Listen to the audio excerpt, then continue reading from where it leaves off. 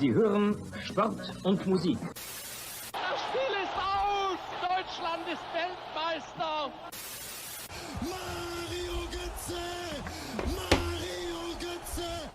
Tonight, whether you call it football, or soccer, a German American and a German in America dare to call it Fußball. German foosball from an American point of view. Let's add some buns to that hamburger and join them for the Schnitzel Boys Deutschland Hour.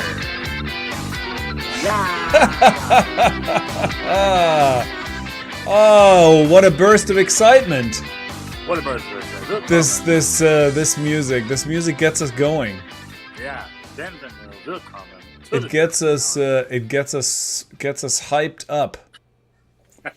By the way, I'm great. By the way, if you're worried about leaving behind if you're from New York and you're worried about leaving behind the basketball game, I will provide updates. All right. What basketball game? Are the Knicks? You know, we here in New York City, we like the Knicks, and the Knicks have been woeful for so many years. On Thursday night, I saw them flip over. Oh, Philly were down by 20, and then they caught up. But didn't the Knicks get a last-minute winner against Philly on Thursday? The Knicks won in Game 6, yes, and yeah, now that eliminated Philly, right? That eliminated Philly. Yep, that was fun, and now it's the '90s all over again because the Knicks are playing the Indiana Pacers, which in the '90s those were. I mean, this is actually. Miller? Reggie Miller, yeah, exactly. There's a friend of mine just recommended the ESPN 30 for 30 about Reggie Miller tormenting the Knicks. I'm gonna watch that. Yeah, those are painful memories because But that's, back in those days, the Knicks made the playoffs every year, and it was the Pacers and the Miami Heat were sort of their main foes, the teams that they seem to play every year. I was a 76ers fan back in the day. Didn't the Sixers and the Knicks get at each other every now and then? Am I wrong? Not that I remember. The Sixers in those days were pretty bad. Then the Sixers got better because when Allen Iverson came along, but that was a little later, right? No. Allen Iverson was my child. This is early 90s we're talking. Allen Iverson came in like 93. Something like that. But he didn't make the finals until much later, right? Until 2000. Yeah, so that was kind of after the Knicks. I mean, I guess the Knicks made the finals in '99, but that was sort of a fluke, the short season. And they lost to the San Antonio Spurs that year, right? I think I remember that vividly. Yeah, and the Spurs swept them, didn't they? 4-0. It was not close. This was when the Admiral, Daniel Patrick Ewing was at the end of his career and eventually ended up being injured. And this was the Latrell Sprewell, Allen Houston, Marcus Camby team. Right. And they were decent. I mean, but I think they made it to the final as an 8th seed or whatever. They did not have a great year. It was like a short, I think it was a lockout or strike, and the season was short. And it was kind of miraculous that they made it that far. But yeah, the Spurs destroyed them. What was Detlef Schrempf up to at the time? Detlef Schrempf, he was playing for Seattle, the Seattle Supersonics. I met Detlef Schrempf at wasn't your waiter at Applebee's on your birthday a couple weeks ago? No, I met Detlef Schrempf, and he was still an active NBA player at the Atlanta 1996 Olympics when my brother was on the field hockey team for Germany, so I got a lot of I got to go to a couple parties where the German sports stars were hanging out. And who are we talking, man? Detlef Schrempf? Detlef Schrempf, Jürgen Hingsen. I don't know. Jürgen Hingsen was a big deal when I was a child. I don't know. Probably nobody knows who that is. Who is that? Yeah, give me he was when I was a younger person, when I was a young person in the 80s, track and field was a big thing. You would watch a lot of track and field, and Jürgen Hingsen was a decathlete. Okay. And he, decathlon, 10 different disciplines over 2 days in this track and field event. And he was very good, but he had this rival, Daley Thompson from England. And Jürgen Hingsen would often have the world record and was kind of on paper better, but Daley Thompson would often beat him at these big events when they would go head to head. To the point where at some point, tragically, in his last appearance, either at the Olympics or the World Championships, Jürgen Hingsen got disqualified from the whole thing at the very first event, the 100-meter dash, for having like 2 false starts or 3 or whatever the rules were. He was so worried about not getting beat by Daley Thompson, because Daley Thompson was just was faster in the running disciplines, and Jürgen Hingsen then was, he was bigger, and so he could make up in shot put and whatnot, the throwing. He shared all of this with you at the party, how nervous he was against Daley No, Thompson. this is I'm just giving you background on Jürgen Hingsen, but I met him. You and laid it out.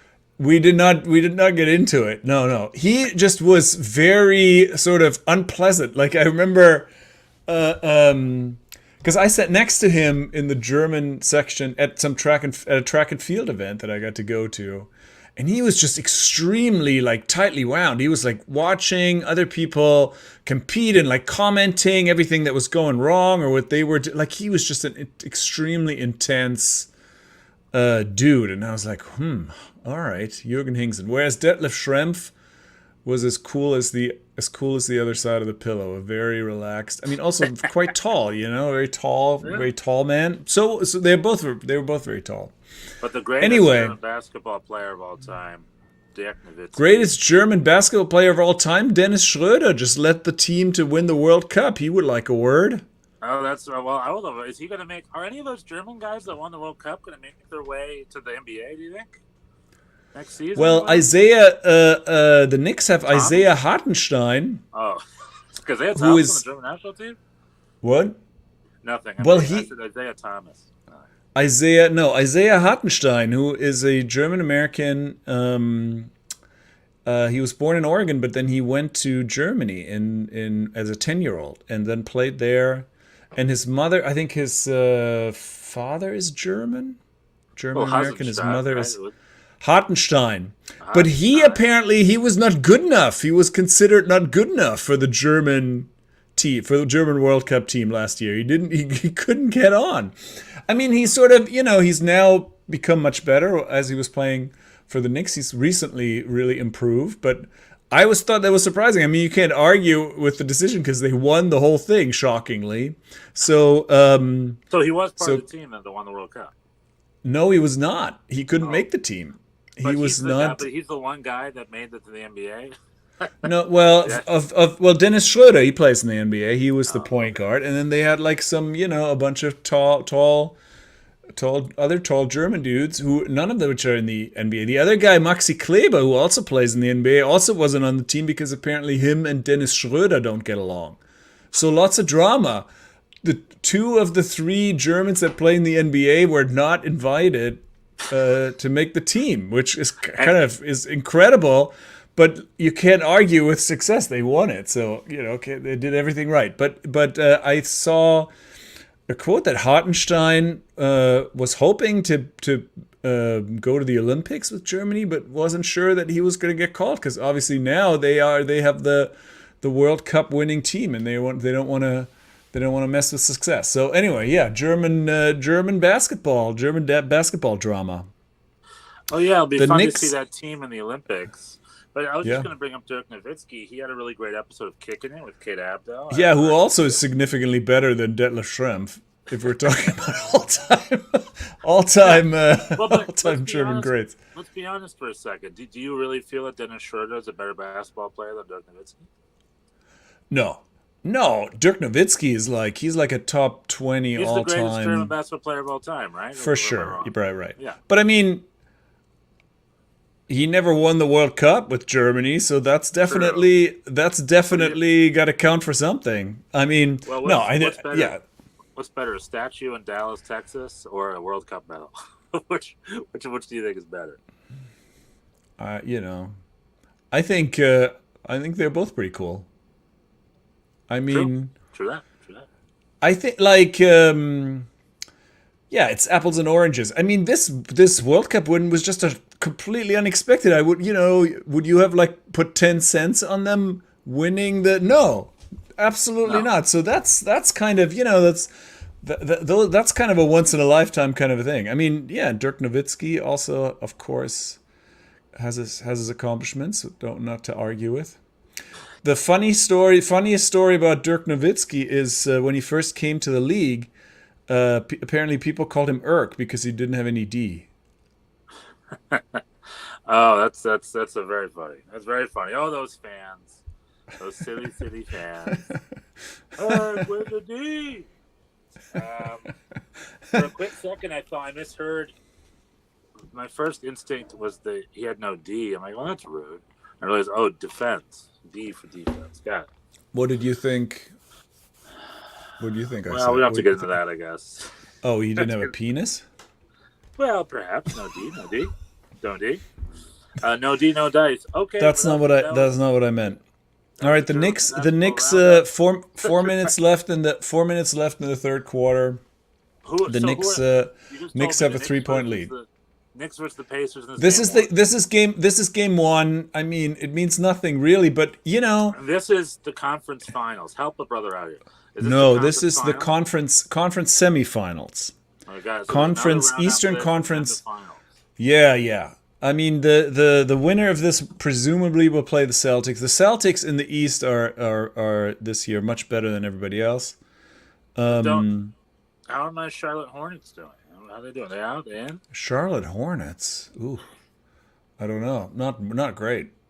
How are my LA Lakers doing? How are my LA Clippers doing? LA Lakers done. LA Clippers done. We have my Sacramento Kings or my Golden State Warriors. Sacramento thick soccer. I mean, you have really in every sport you have enormous. You just got a lot of irons in the fire. Wherever the party is, I go. Very flexible in your allegiances. I do not have that. So we have the Celtics and the Cleveland Cavaliers, the Pacers and the Knicks. We've got How are my Brooklyn Nets? How are my Brooklyn Nets doing? The Nets also quite bad this year. Yeah. The Nuggets and the Timberwolves, Denver and Minnesota, and we have the Oklahoma City Thunder and the Dallas Mavericks. Those are the 8 teams. The Seattle Supersonics, they don't exist anymore. They have moved. I mean, they are. I mean, they're great. They're the number. I have good news and bad news for you about the Seattle Supersonics. The good news is they're doing great. They're the number one. They're the number one seed in the West. The bad news is they are now the Oklahoma City Thunder. They do not exist anymore. One of the remaining states on my bucket list, by the way. I think Oklahoma? I've got about 4 or 5 states left to visit before I've hit all 50. Wow, all right. And I want to hit all 50, I think. You're closer than me. Oklahoma is the one place, like I have reasons to go everywhere else, but Oklahoma is the one place where it's like, the only reason I'd be going there is to check it out. Just to check it off the list. Check it out. Yeah, no I guess that would be. I'm sure it's lovely, but like I still have to go to like South Dakota, but I've never been to the it's the big statue with all the president heads. I haven't been to that thing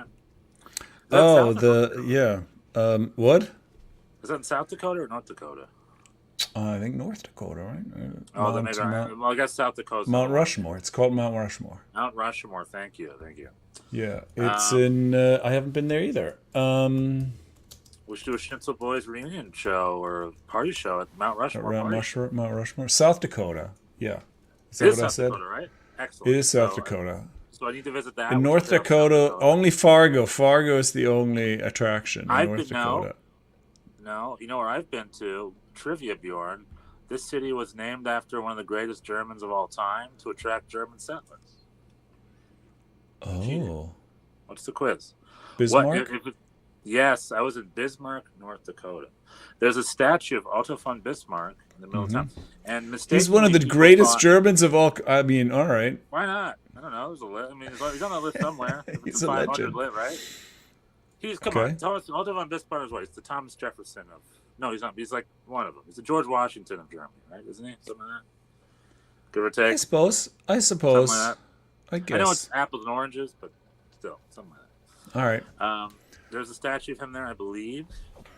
And the original story was that Germans were there and they built an homage to him. But I think it's been revised. It's like now, like people wanted Germans to settle there, so they built the statue as a magnet to be like, come, to make them believe like it's the place they should go. which may have worked or may not have worked. I don't know. But anywho, it's Germany hour. It's the German. Well, we have time because, well, I We mean, gotta talk. Okay, so first German soccer news of the day. So just full disclosure, I'm on the road. I'm not as prepared as usual. It's gonna be winging a little bit.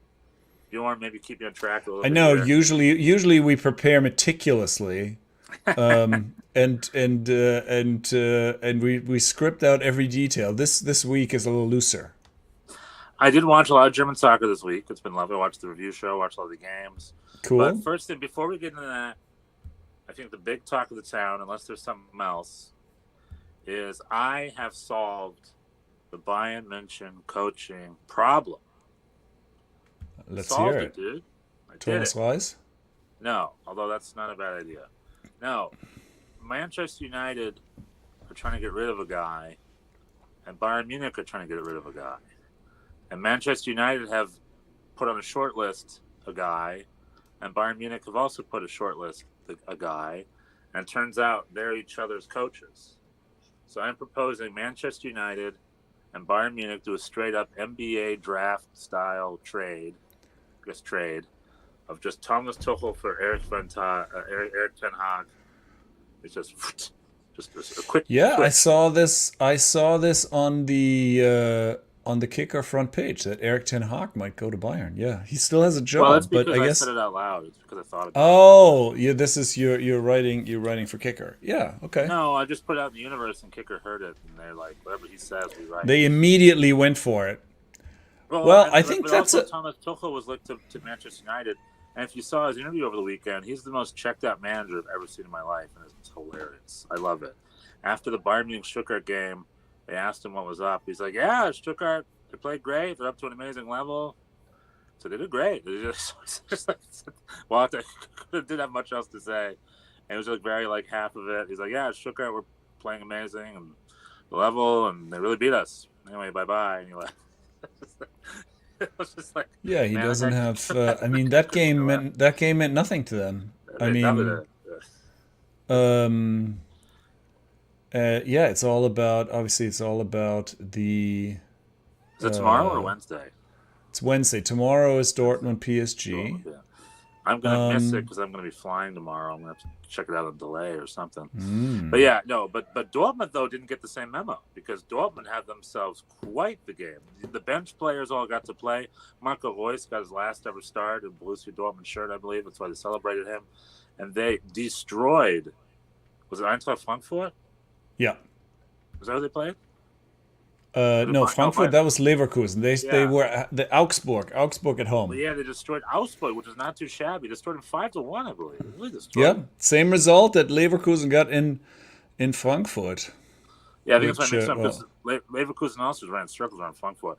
Two teams playing with one playing with ultimate confidence, the other playing with ultimate freedom. You know what I mean? Because with Germany getting their fifth spot, their race is over, so the pressure's kind of off. Through. Coefficient came through, and the Borussia Dortmund youngsters, the bench players who maybe lost their spot, haven't been playing, got their chance and they earned it, and they played so well. And it was nice to see. That was probably the freest I've seen Borussia Dortmund almost play all year.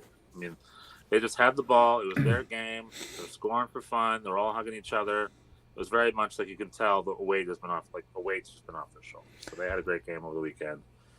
I need them to do that again in Mainz next week because if they can do that again, then that ends my team's struggles forever. I mean, until next year. Stuttgart beat Bayern. Bayern a little bit later. They're focused on Madrid.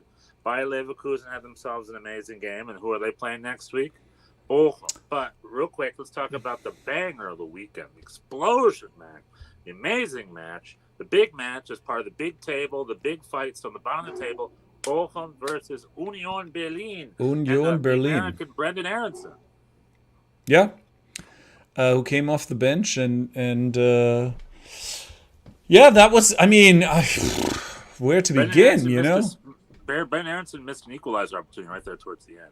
Yeah, he did get an assist. He came off the bench, provided a spark. Yeah, I mean, it was one of those. This has been the story of Bochum. Bochum, we play with high intensity, and some efficiency lately. Score some goals, but then the intensity is so high that at the 60th minute, everybody's cooked, and then there's no plan B. So no lead is safe, and it was the same. Last week in Hoffenheim, the three where we almost gave away a 3-0 lead, and then this happened again. There was a 3-0 lead out of nowhere, really. Right, really quick by the 30th minute, right? Very quick. Yeah. It was Kevin Schlotterbeck, Yeah. Maxi Wittek twice. Yeah. Really all very solid and really a dominant performance. Union had nothing.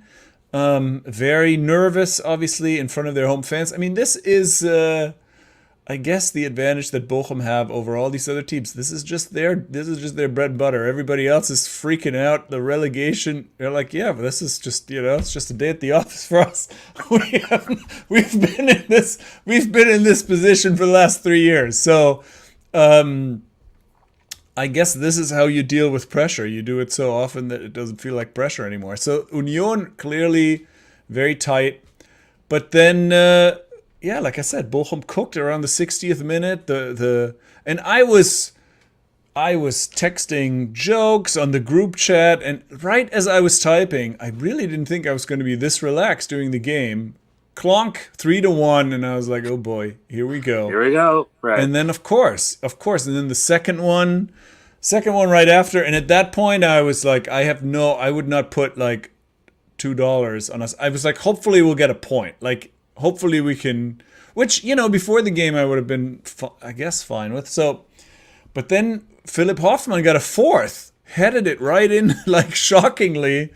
He's only scored like 5 all year or something. So, and then Brennan Aronson got the assist, 4-3. I mean, yeah, they were definitely chances to equalize. It was very, very tight, but some quality, some Riemann saves and some quality time wasting got us over the line. And it is, I mean, and that was a big one. That was a big win because 4-3, and that's 2 wins in a row, right?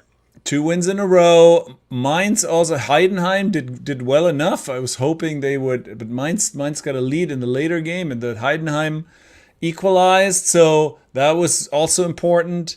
So the math is good. Is kind of, yeah, like I said, if Mainz, Köln only got a point as well. So Köln is done. Köln are done. I mean, as far as Bochum is concerned, Köln still has a mathematical chance to reach the relegation playoff. They have Union Berlin at home next week, so that's do or die for them.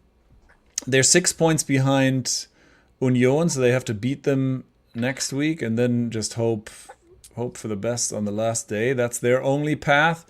If they but Mainz, if they lose to Dortmund at home next week, then that's it. Then Bochum are safe.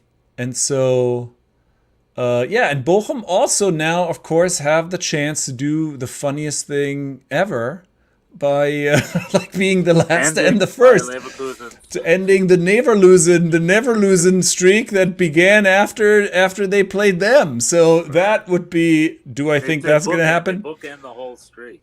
That'd be incredible. Do I believe that's going to happen? No, but I think, on the other hand, Leverkusen they play on Thursday. They play their Europa League game. So perhaps we can come to a gentleman's agreement and settle on a tie, maybe, keep the streak alive, get a point, everybody happy. I don't know. We'll see. Gentlemen's agreement. We have, I mean, tradition, obviously this. Come on, let's be romantic. Bochum is going to beat Bayer Leverkusen this week. I mean, that's why it would be the funniest thing ever, because nobody expects it. It has traditionally, and obviously this year's different. But traditionally, Bochum have done pretty well against Leverkusen. Right. We're not afraid of them. Even because last year that final game we were still still potentially getting relegated, and so. But that turned out to be a pretty low stress 3-1 victory. Anyway, so yeah, that's next week. But first, yeah, and I think those are the only games that matter, right? In terms of Bundesliga, yeah, we have Bochum, Leverkusen, and Köln against Union, Mainz against Dortmund. Those are the relegation bangers. Everything else is kind I of. think is the Europa League. Are people still fighting for 6 versus 7? I mean, That's pretty Eintracht slow, Frankfurt too. is in 6. They're not getting the Champions League. They're 4 points ahead of Freiburg, so they're probably getting that spot. I guess They might get the Champions Freiburg and Hoffenheim and Augsburg and Heidenheim and even Bremen even Wolfsburg, I guess, still have a theoretical chance to hit the Conference League. So yeah, I suppose. But I mean, is that even something to be excited about, or is that just a nuisance? You have to go play That's all good. midweek, But play there is a midweek slight against chance. Bodo and Glimt. That's fun. Bodo Glimt, didn't they beat Real Madrid last year? What was the thing? Yeah, no, I no disrespect to them. It's just funny. But Yeah, like someone. but first we haven't talked about last week or this week the Champions League. No, I was gonna. Yeah. The only thing I was gonna say is that there's a very, very, very, very slight chance that Eintracht Frankfurt will be in the Champions League next week. Oh, if we get the 6th spot by If Borussia Dortmund win the Champions League, right. then I think by default Eintracht Frankfurt gets their spot or whatever, and there'll be 6 German teams in the Champions League. Yeah, next year, which that's will be true. Crazy. And they'll dominate, and 6 out of the 8 quarterfinalists next year will be Bundesliga teams, baby. That's what I'm talking about. Yeah. However, Yeah. how realistic is that? How do you feel about Dortmund and Paris tomorrow? I mean, yeah, it's like, I'm not a good predictor, as you know, of things. I thought that game was crazy. It was crazy, especially that there was only one goal in that game. It seemed like that should have ended 3-3 or something. But it was definitely an open game, right? There's a lot it's of a pretty chances. open game. Dortmund played Right. well, but they certainly, and they could have easily scored a second. Füllkrug had a couple of pretty good chances, but at the same time, like PSG hit the post like 12 times. Twice. No, but frequently. So it was. I think they were pretty fortunate with that result. So can they go get a tie in Paris? Maybe. I mean, nothing would surprise me. They could get a tie and advance if they got smashed 5-0. That wouldn't surprise me either. I don't know. It's hard to say. I mean them making the final almost doesn't feel right. It's like, they're not supposed to make the final. They're pretty like the 5th place and pretty up and down here. But the Champions League, them were relatively solid, and I mean, I would love for them to get in the final. Don't get me wrong, but it's in Paris. It's only a 1-goal lead. Paris should be able to pull this off. I think Kylian Mbappe is checked out. Maybe when he's this close to the final, winning a title, maybe he'll uncheck out and really turn on tomorrow. He looked pretty good last week. He just couldn't. I mean, he was just it was pretty unfortunate. Yeah, but he should be in beast mode. These are two teams with pretty high-powered offenses and pretty janky defenses. So yeah, I'm all about. We're in for who a fun knows? match tomorrow. Who Yeah. knows? Who knows? Who knows? And I hate to say it, but I'm gonna give it to PSG tomorrow. I think I'm gonna give it to PSG tomorrow. Okay. As much as it pains me to say, Not gonna argue. Then Wednesday we got Real Madrid, Bayern Munich. Well, I would say that I now think Dortmund's chances are better than Bayern's. And I mean, obviously their result was better, but I think the Bayern, like, I didn't realize how I mean, their center back pair, like Kim had a horrendous game on Wednesday. And then Tuchel called him out right afterwards for the 2 mistakes. Greetings, David Riccio. Dortmund's playing free and loose. I think they're going through. I love it. I love the belief, David. I hope they go through. And I hope they play fun and loose. And the big thing last week was between Jadon Sancho and Kylian Mbappe. Jadon Sancho was the star of the night. That kind of love it. Maybe he'll do it twice. Maybe he'll do it again next week. Yeah. Or tomorrow, excuse me. Jadon Sancho will play beast mode again. They were rested over the weekend. They were rotated over the weekend. I'm assuming the PSG players were also rested over the weekend, I imagine, as well. But no, it should be a lot of fun. And yeah, the Bayern Munich at home game against Real Madrid just showed their frailties, right? Kim had some big losses. Kim had a rough game, but I think it's unfair to just blame it all on Kim. I think I think he Real got Madrid smoked. I can mean, catch that him was. quick.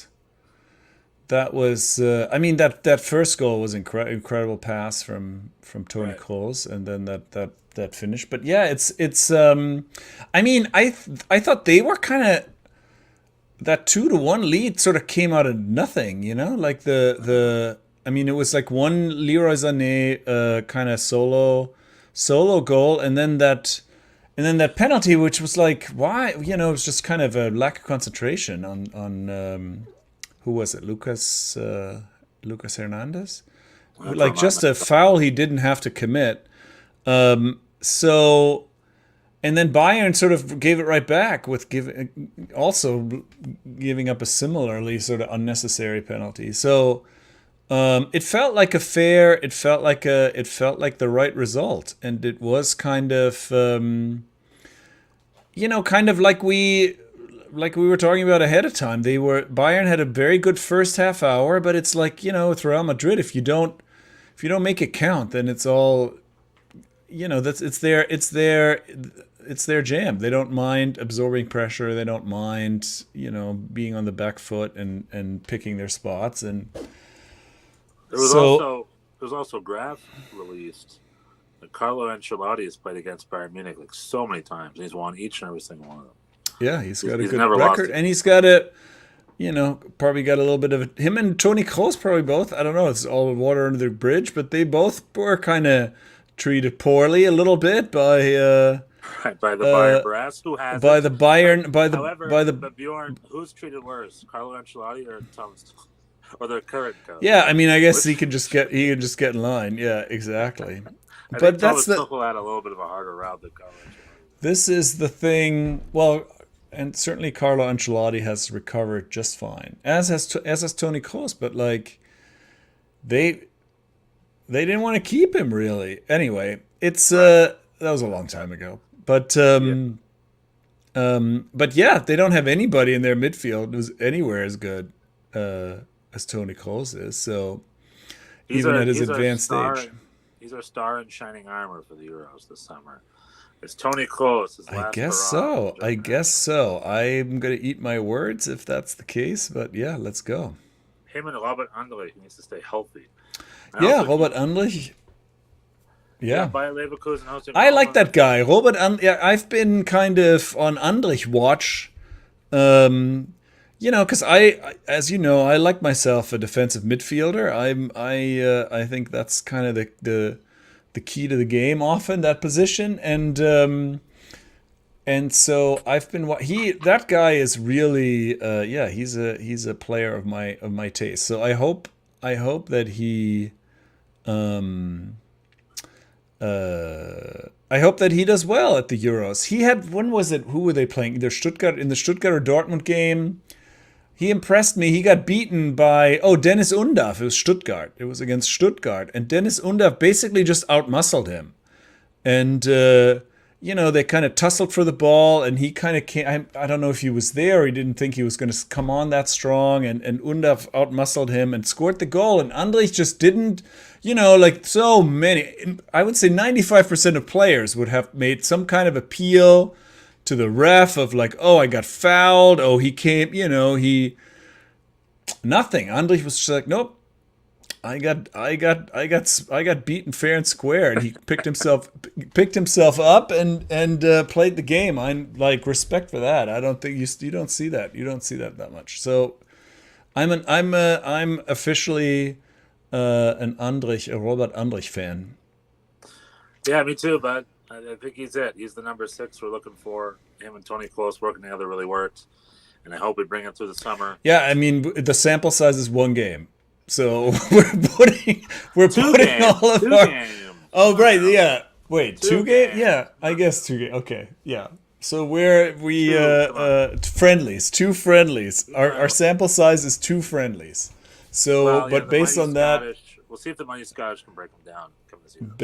based on that, we're feeling We'll confident. see if New York Red Bulls, Lewis Morgan run circles around those guys. It's December. We'll see. We'll see. Yeah, well, yeah. So, the 2 German clubs were nervous. They're still both kind of underdogs in Madrid, in Paris. The big game. Will it be a rematch of the 2013 Wembley final? Who knows? Only time will tell. My friend who works in the coffee place that I go to, he thinks so. He bet me a free coffee. He said it's going to be Bayern Dortmund. The And final. what did you say? Say anything else? Then you get a free coffee? Well, if I win, well, he was admiring the NYCFC shorts that I was wearing. Shorts. So if when we were talking about this, so if I win, I get a free coffee. If he wins, He gets your shorts? he doesn't get my shorts because I don't think they'll fit him. I'll have to find him some shorts in his size. I mean, which I feel is it's not it's appropriate given the odds. I think the odds are very much not in our favor. So anyway, if that comes true, I'll happily find him this pair of shorts. Nice. In a small. Nice. He's a Love it. small apparently. I am not a small. I ain't a small either. I haven't been small in years. I'll tell you that. You haven't been a small. When were you a small? I don't think I've ever been a small. No, never. So I was a big baby. So I was a big old baby. Small's never been for me. Well, so we have a lot at stake. So I guess we're rooting for you not to buy shorts. Although I would like you to buy him shorts. So it really puts me in a very difficult position. I think it really puts me in a very difficult position of who to root for. But yeah, I'm looking forward to it. Should be a lot of fun. Do you have any other Germany stuff to talk about? I mean, we can talk more about Bochum. No. Mainz and Cologne. It seems like Mainz is, Bochum's in. It seems like Mainz is going to get that playoff spot, and I think Cologne. I mean, Union Berlin are still very much. If they could easily lose in Köln next week. They fired their coach. This is what I don't understand. It's like with 2 games to go, you're going to fire what is going to happen? Just wait till the end. But it is what it is. It is what it is, Bjorn. Alas, maybe the club members voted or some sort of sign to be like, we're going to solve this problem now, you guys. Don't even worry about it. It is what it is. Coaches, the only thing coaches know for certain is that they're going to get fired. That's sort of the reality of the Bundesliga. Sooner or later, yeah, I guess so. Yeah, but I mean the relegation playoff could still be, Union Berlin could be Berlin, could be Mainz. I mean, could still be us. I don't know. We could not. Let's root for Berlin because our loyal fans here. We got Mainz heads and unfortunately the Cologne heads. But because we don't have any Union Berlin fans in the chat, we're rooting for Union Berlin to be that. They're nothing. They mean nothing to us. All right. At the beginning of the season, they signed 30 players. Remember at the beginning of the season, they just They were in the way for Champions League this year. They played Real Madrid this year. Remember that? Their squad seemed good. It's a bit. Yeah, it's still a little bit of a mystery. Holstein Kiel and St. Pauli both are almost through, although St. Pauli lost the Hamburg derby, which was a huge deal, by the way, in Germany. Everybody was watching. It was like a huge thing. Was this over the weekend?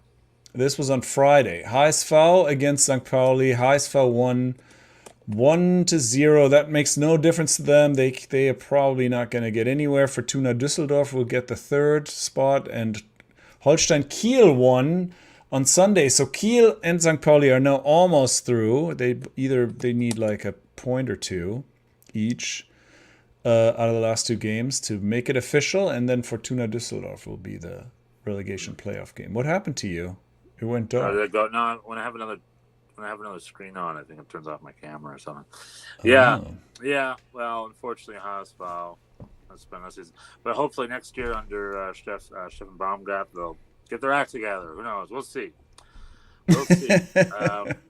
Right. I can't wait for Holstein Kiel to be in the Bundesliga. That'll be a lot of fun. St. Pauli back to the Bundesliga will be a lot of fun. A lot of fun, quirky, obscure clubs. It's funny that Erik ten Hag. Man United got smoked today. They lost 4-0 to Crystal Palace. They had to play Casemiro and Johnny Evans at center back. Everybody's hurt. They have a lot of injuries. So this is not all Erik ten Hag's fault, but it's just wild. They keep losing. They couldn't play any of their academy kids. They had to be the senior players out of position. Well, they have a couple of young guys. They were playing further up front. I don't know. You don't want to play an academy kid at center back in the Premier League. I think that would be pretty. That is Bayern Munich's next coach right there. That's what it is. Erik ten Hag, maybe. Erik ten Hag losing 4-0 to Palace.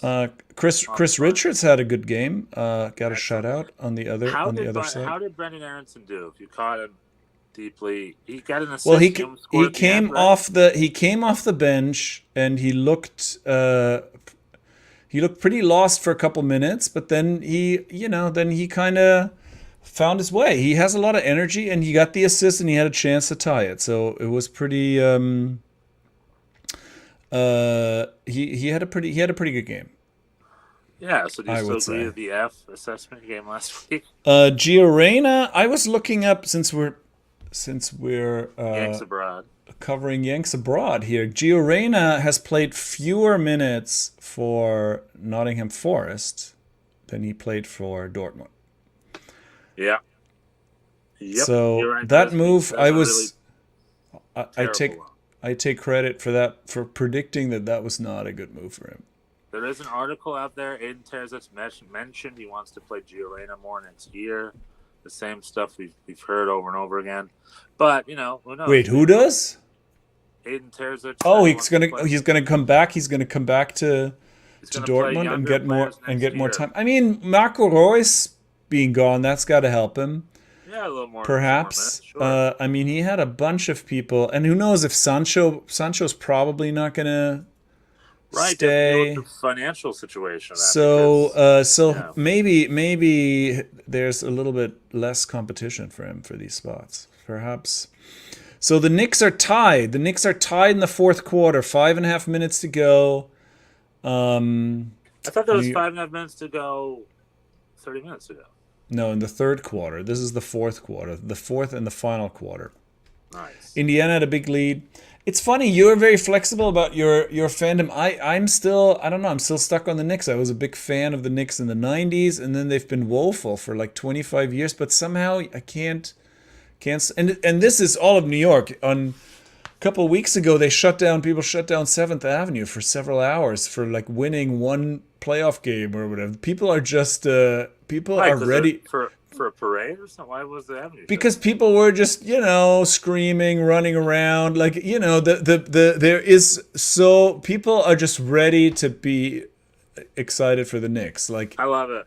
I wish because there's been so little. They've had so little success. I know my fan was flexible. Go New York. No, you're a Knicks fan. All right, great, excellent. Will Chamberlain, the rest of the gang. Go All right. Next. So people, you can go watch the rest of that game, and when it's over, come back and see us at the Deutschland Hour. At the USA Hour. The USA Hour. This was the Deutschland Hour. I'm sorry. Bookended by basketball talk of NBA. That's right. That's right. Callback. But we also got. I had myself a little special field trip this weekend and witnessed greatness. And we're gonna talk. Yeah, that's right. Second hour. Yeah, you all got your asses handed to you. Well, but I'm not. I'm not one to talk. Yeah, my German team did well. My American team did not this weekend. Oh my word! It was. My American team didn't do too bad. Anyway, we'll see you in the next hour. Cheers. All right.